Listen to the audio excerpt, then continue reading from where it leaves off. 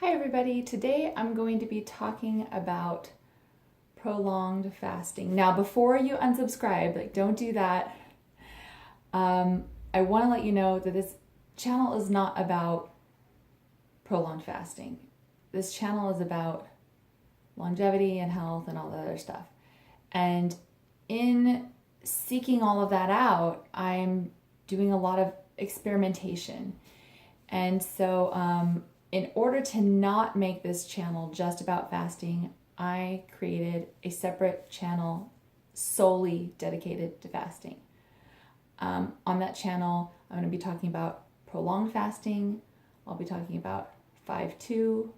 I'll be talking about 16-8 different intermittent fasting, 24-hour fasts, whatever. You name it. Anyway, so I'm going to go ahead and post something here that will be relevant to that if you want to click on over there and get to know that channel.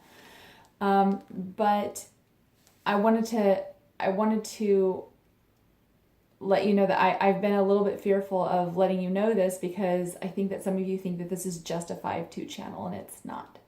So having said that, I want to talk about sleep.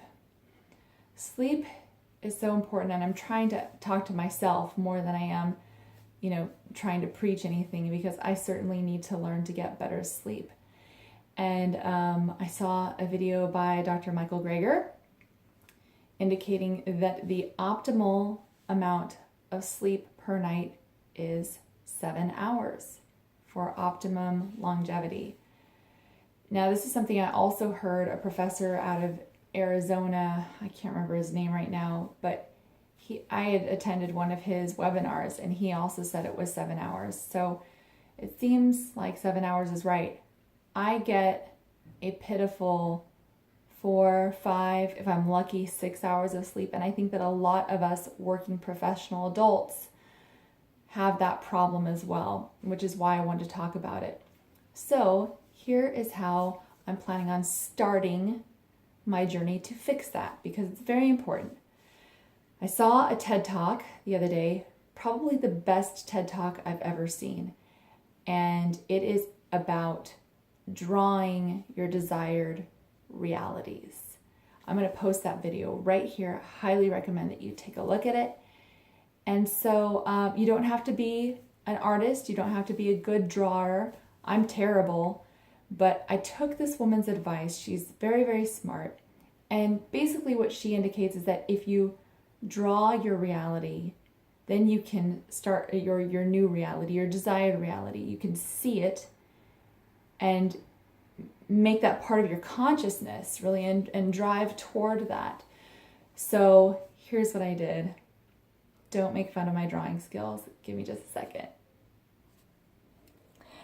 Okay, so this is my drawing. I don't know if you can see that clearly, but over here on the left, that's me working on my laptop on my sofa and falling asleep on my sofa while working on my laptop. That happens way more often than I'd like to admit.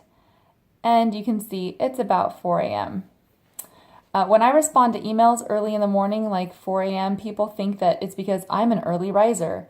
No, it's because I haven't gone to bed yet, and that's not good. Then here is my desired new reality. Here it is about like 10, maybe latest 11. Here I'm going to sleep, and then I'm waking up, when the sun rises or about that time. So even though this sounds ridiculous, just saying that I want more sleep, or I know it's important to get more sleep, that's one thing, but that's a very abstract concept. When you have to draw it, you're forced to turn the abstract into something concrete, because you can only draw something that is concrete. I mean, I know people will argue against me and say, you can draw abstract things. Okay, fine. The fact is, drawing really, really sets it in motion in a way that's more than just aloof thinking. So I highly recommend you check out that video, that if you don't get enough sleep, you endeavor to get more sleep for yourself, for your health and longevity. And if you like this video, please give it a thumbs up. Please subscribe if you haven't already. I will provide more videos on health and longevity overall. Leave a comment below, ask any questions. I'll get back to you as soon as I can. And check out my new fasting channel if you're interested in that, The Fasting Gal. And I will see you all later. Ciao.